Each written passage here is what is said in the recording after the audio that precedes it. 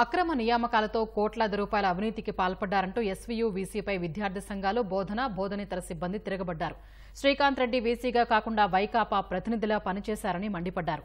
VC అవినీతితో విసిగిపోయామంటూ ఆయన ఛాంబర్ను ముట్టడించి నిరసన తెలిపారు. బాధ్యతాయుతమైన పదవిలో ఉంటూ నియామకాల మాటన కోట్ల రూపాయలు ఎలా దోచేశారని BC, SC, TNSF, academic consultant union ప్రతినిధులు నిలదీశారు. వీసీ పదవిలో ఉండేందుకు శ్రీకాంత్ రెడ్డి అనర్హుడని, తక్షణమే రాజీనామా చేయాలని డిమాండ్ చేశారు.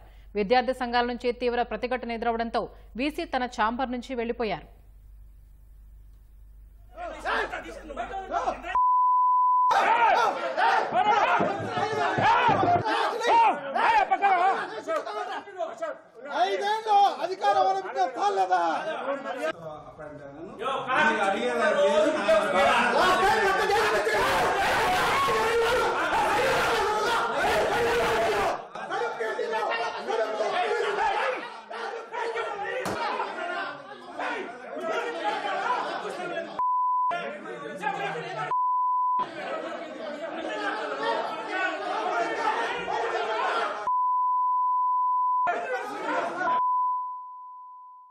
తిరుపతిలో ఉన్నటువంటి శ్రీ వెంకటేశ్వర విశ్వవిద్యాలయంలో గతంలో రెక్టర్ గాను ఇప్పుడు వీసీగా ఉన్నటువంటి శ్రీకాంత్ రెడ్డి గారు అతను పాల్పడినటువంటి అనేక అవినీతి అక్రమాలను గుర్తు చేస్తూ రీసెంట్గా ఇచ్చినటువంటి అపాయింట్మెంట్స్ కావచ్చు, ప్రమోషన్స్ కావచ్చు, వీటిల్లో అవినీతి జరిగింది, వాటికి నైతిక బాధ్యత వహిస్తూ మీరు రాజీనామా చేయాలని చెప్పేసి ఈరోజు విద్యార్థి సంఘాలు, యువజన సంఘాలు వీసీ గారిని కలవడానికి వెళ్తే వీసీ గారు విద్యార్థి సంఘ నాయకుల మీద, యువత నాయకుల మీద అతను ఎదురుదాడి చేయడం జరిగింది.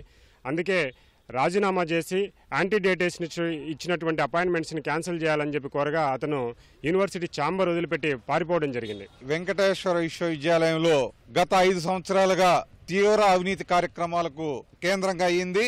దీన్ని ఒక రాజకీయ పునరావాస కేంద్రంగా మార్చుకోవడం జరిగింది. ఎన్నికల సమయంలో ఉద్యోగులందరినీ బెదిరించి పోస్టల్ బ్యాలెట్లు వైకాపాకి వేయాలని చెప్పేసి చెప్పడం జరిగింది.